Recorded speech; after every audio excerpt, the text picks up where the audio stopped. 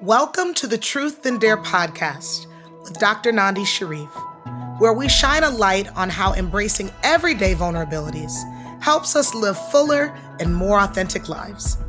Tune into our podcast to hear how women practice accepting and loving the most vulnerable parts of themselves. And then stay for the pep talks about creating the space to do it yourself. Are you ready to jump into this episode, sis? Yes? All right? Then let's get it. Welcome to the Truth and Dare podcast. I'm your host, Dr. Nandi Shareef, and today we're talking about an important truth that sometimes you gotta fight for your friendships. I am joined today with an amazing guest host. She is a visionary entrepreneur, a world traveler, and a world travel expert who's been to over 110 countries. She's the CEO of Jelani Travel, which is celebrating 10 years in existence. And most importantly, she's my best friend and you can't have her, y'all. Her name is Ashley Company. Welcome, Ashley. Thank you. So excited. I'm so excited for you to be here, sis. I feel like this podcast has been many years in the making, specifically this episode. And I'm just excited for us to be in conversation, but also to let people in on the way in which we talk and connect and what best friendship looks like after 20 years. Yeah, I didn't realize how special that really was until, in my travels and I'm talking to people. If you're not with me, I'm usually bringing you up and they're like, 20 years? How's that even possible? Like, how do you do it? And so people have asked me that. And so I'm excited that you're giving us this platform to kind of let them see inside. I agree. And I found this quote by someone named O. Henry, and the quote just simply states, "No friendship is an accident." But it's crazy because our friendship actually kind of is an accident. It was back in the day. I'm not going to out us in terms of how old we is, but we were attending Hampton University together, and it was our sophomore year, and we were really, really excited to express interest, and then hopefully at that time pledge our beloved sorority. And at that time, we had sent in our applications, had our interviews, sort of like crossed our crossed our T's and dotted our I's and crossed our fingers and was praying to God. And then we hadn't heard anything. And I'm talking about crickets, dead silence, y'all. For those of you who are listening, like we had heard nothing.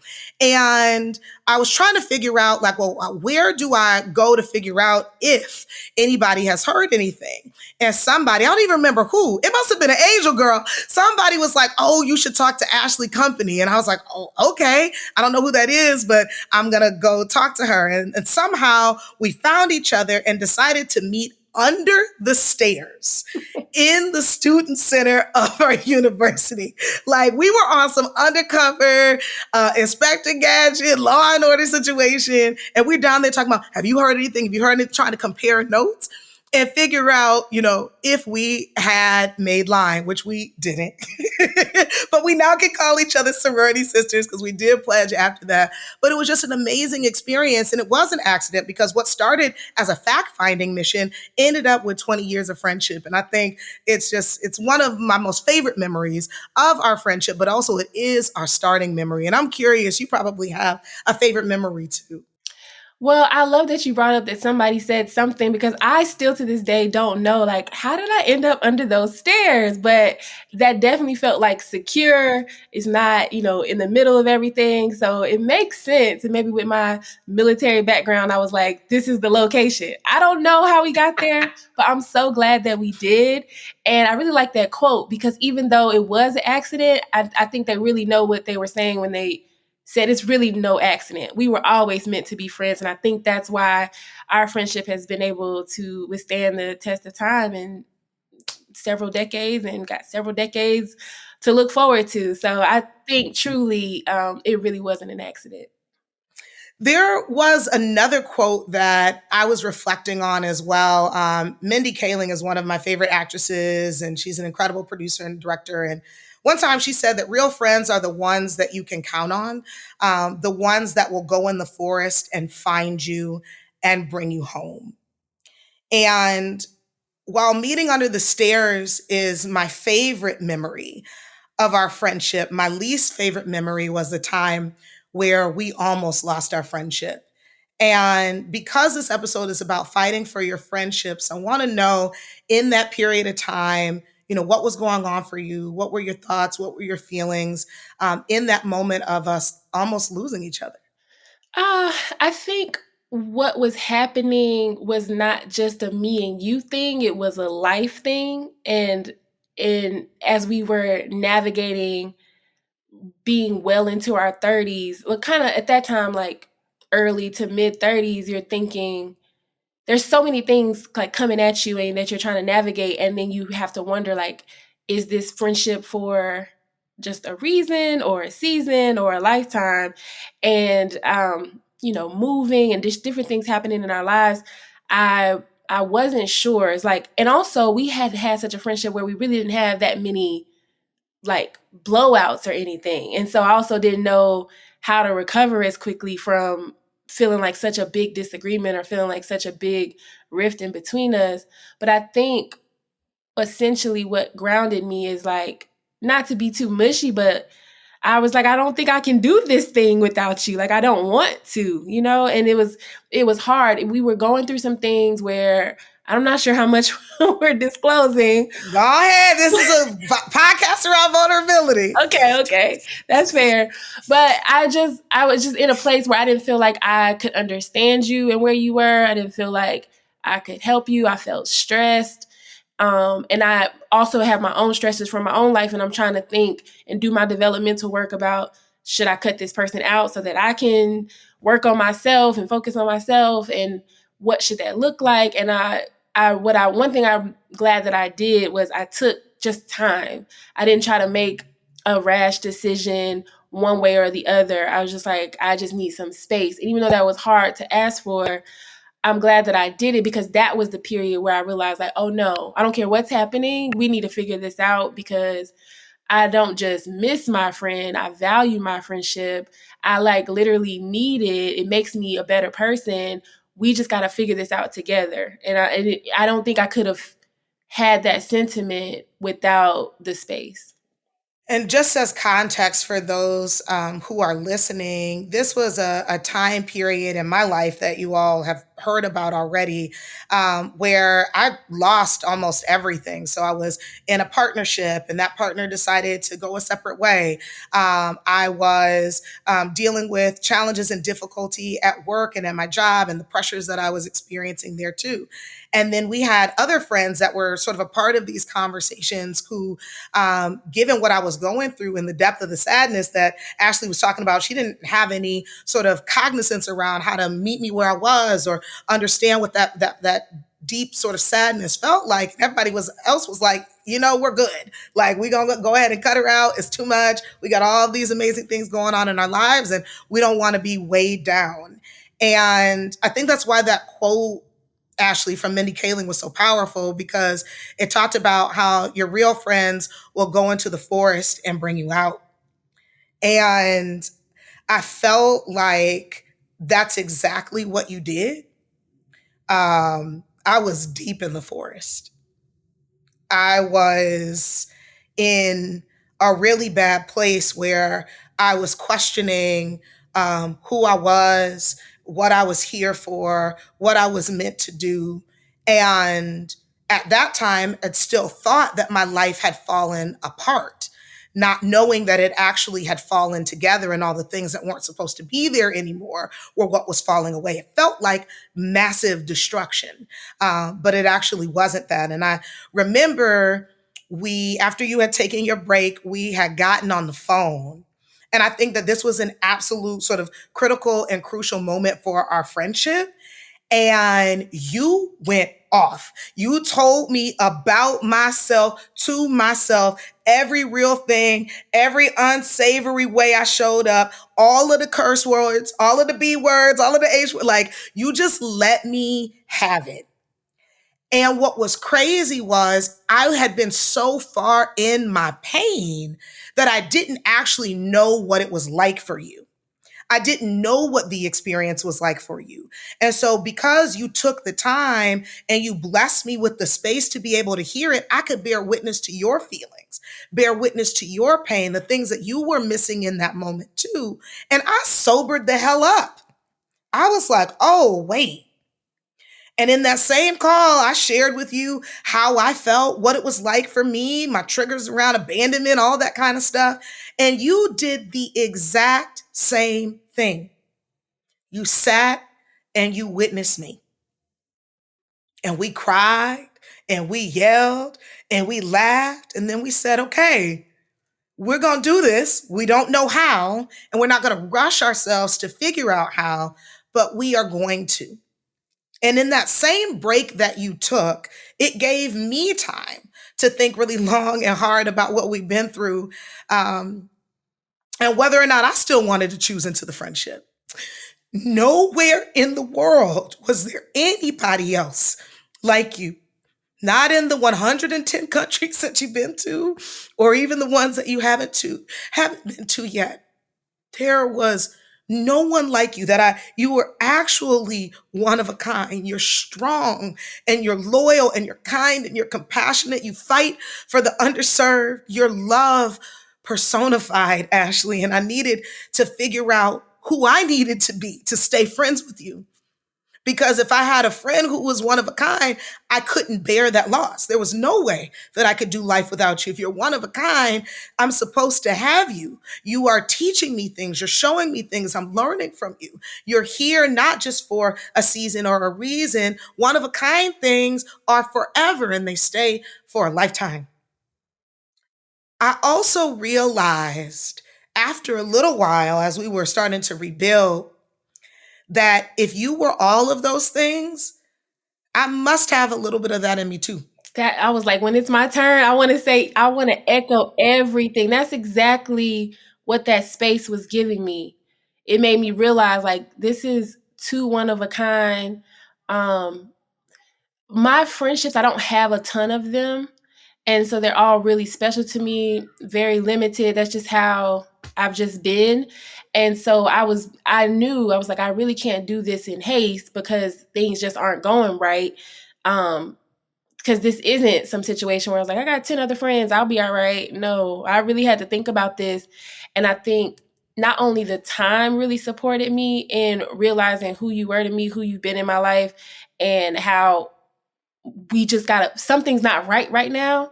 We have to figure this out, but we're gonna have to figure this out together. And we have been friends for so long. We have been figuring out a lot of things together for so long. And I had just reached a point where it wasn't working. How I was showing up wasn't getting through to you. You were in a different space. And I didn't know what to do with that. I also didn't like how it made me feel in certain ways, but I also didn't like how it made me feel about how it was showing up with our other mutual friends. And because I don't have that many of them, y'all are all just so very important to me. And I'm like, it was just like this internal and external pain of like, I don't like seeing these other people hurt. I don't like seeing you hurt. I don't like the way I'm feeling. What do I need to do? And I think the single most important thing outside of taking some time was knowing that just because you don't have the answers doesn't mean you can't try something. And so what I tried was boundaries. And I remember putting in place some boundaries that you were receptive to. And of course there's some awkwardness, right? Like you're putting boundaries on their friendships when we're so close, but what I saw happen over time, I don't know if you noticed it right when it was happening. I know you must have, because you would bring up a boundary that I had in place, and I'm like, what are you even talking about? Nobody's even thinking about that anymore. I don't need that boundary anymore. Like you sound crazy saying it back to me. That's in the past. Like it's because it's not needed. And so I think those were the two biggest things. Taking some time, just taking a pause. Like it's everything doesn't have to be end all be all. Time really can help heal. But what you do with that time, and I really had to get clear on, let me just create some boundaries so that I can really see clearly what the next steps are and Mm-hmm. how it feels. And if that feels comfortable, okay, let's maybe go to the next step. And then before you know it, there's really no need for any of that. You just kind of feel like you're back to normal, but even stronger, because now you've been through something, you've recognized something. And as painful as that time was, I'm grateful in a lot of ways, because I always knew we were best friends, we were close, but like now in my mind, there's literally nothing.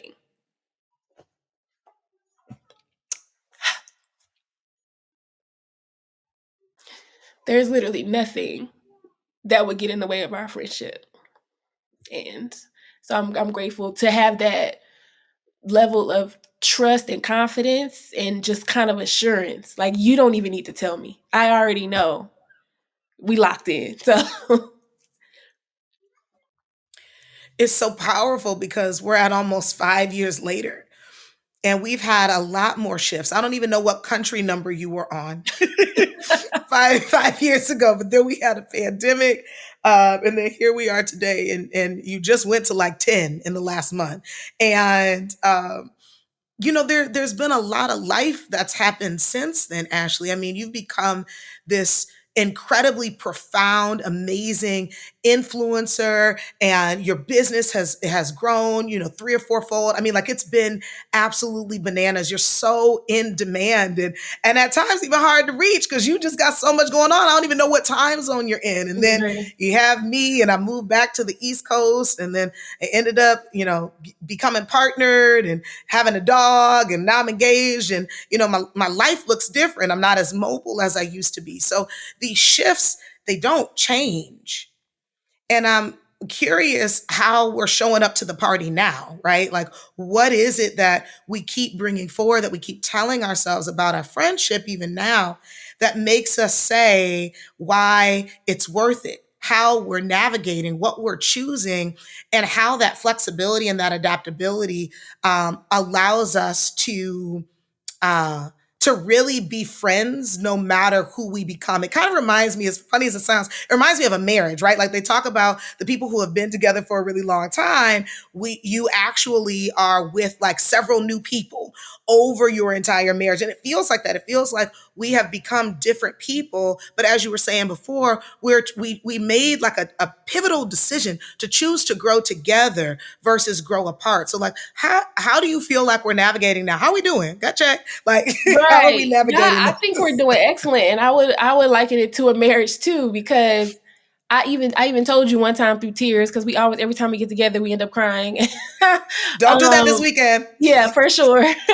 um but it's like the idea that when we can come together and support one another no matter what's going on, it's like we're literally locked in. But if there's something else that's happening in our lives, with family, relationships, lack thereof, if I'm feeling sad about something, anything, we're just always there for each other. And I know, and I have that trust. It's just like an even deeper level of trust that I think time gives you. So now you can say you're 2 decades in, of course there's already that level of trust, but then to have us go through something where we thought we may no longer be friends after a long period of time, to get through that, that's a different level of trust. But as you grow, I just think, like, I think I was telling you not too long ago, when we have an opportunity to say, you know, I love you and I know you've got my back, and no matter what's going on with me, I'm still going to be there for you. I think those are the types of things that kind of make all the difference. And when it comes to being kind of like a marriage, it's like some of the ways that we've been able to respond to each other, some of the constructive arguments that we've had, in the maturity, the emotional maturity that's come out of disagreements that might have been a much bigger blow up before, was only at a level one. And other times I think about in Austin, I realize like I'm even growing in how I can show up as a better partner, or in a marriage or in a relationship when I do get in one, because of the way that I've learned to communicate better with you, the way that I've learned to be a better friend to you. So it is, in some ways, it's like, hopefully I'm helping you with your relationships in those ways, but I certainly feel I'm being more prepared for when I'm in a relationship in the future. Yeah. And if there were any major key to come out of this, it would 100% be the vulnerability. Like, that's what happened 5 years ago.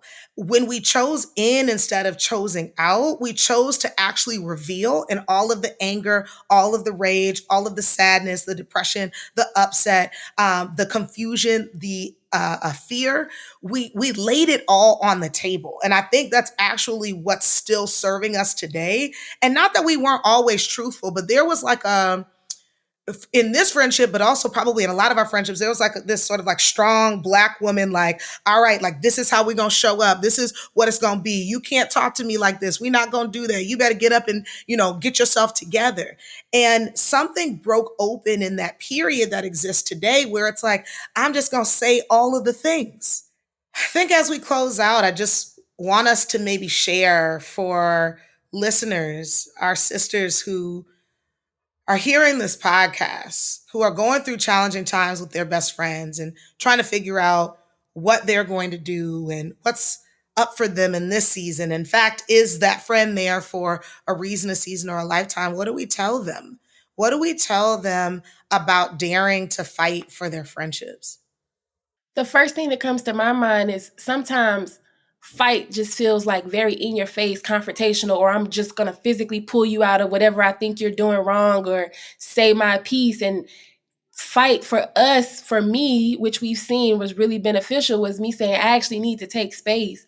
Don't be scared of that. That is vulnerability because that's a loud silence to take that space, to be able to even have that conversation and then to actually do it and then to re-enter that space with boundaries.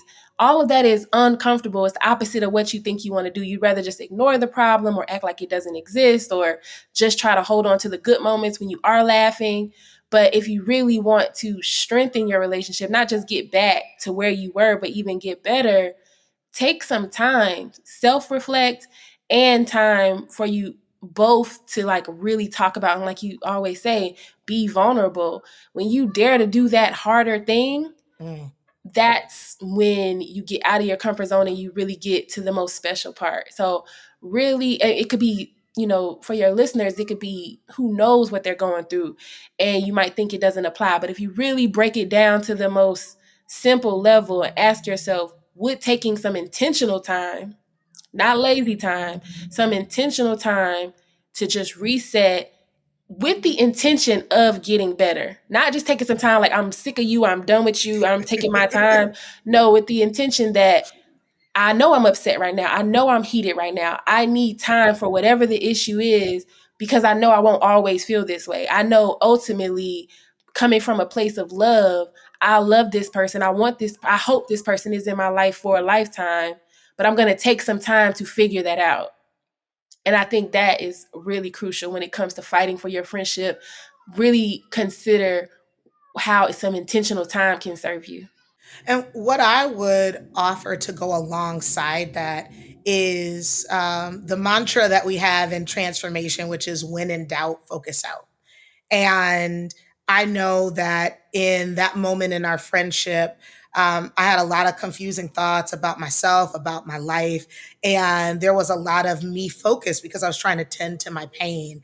And the moment that I began to focus on you and focus on our friendship, focus on how I wanted things to evolve, what I wanted them to look like, the value of the friendship, I began to see your perspective and the things that you needed and how you were in pain. And it allowed me to not only just access some empathy and access some care, but also move from having just tunnel vision to being able to really see around me and finally see the whole picture. And so I want to encourage listeners who you might be in pain in the situation that you find yourself in currently. It might feel really challenging and really difficult. You might be wondering, well, why isn't anybody focused on me? You see this hard thing that happened to me.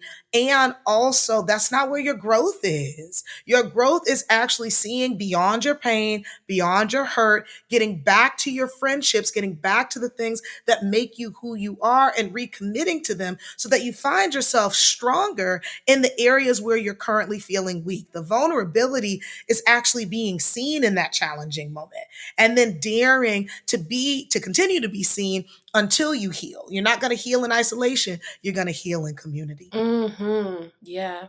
Now, y'all know you must be special because I shared my best friend with you, Ashley in Company, founder and CEO of Jelani Travel. If you are looking to go anywhere in the world, but especially the continent of Africa, you need to give her a ring. Go to gojelanitravel.com, celebrate the 10-year anniversary with her by planning yourself a private trip. taking your friends and family there and just enjoying life. She's incredible. You can find her on Instagram as well. Ashley and Company _ Y'all can see her influencer life, her travel, everywhere she goes, what she does, and you'll see why I love her so much, just how special she is. And if you let her put the 5-star touch on your trip too, you're gonna know how I upgraded her. That part. Facts! I haven't looked back.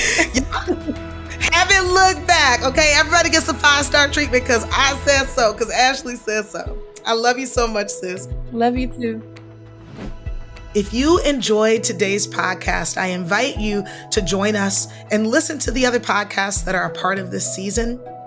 We're really excited as the Truth and Dare movement to welcome you and being a part of this family, a part of this sisterhood. And if you're yearning for more real and authentic conversations, subscribe to the podcast.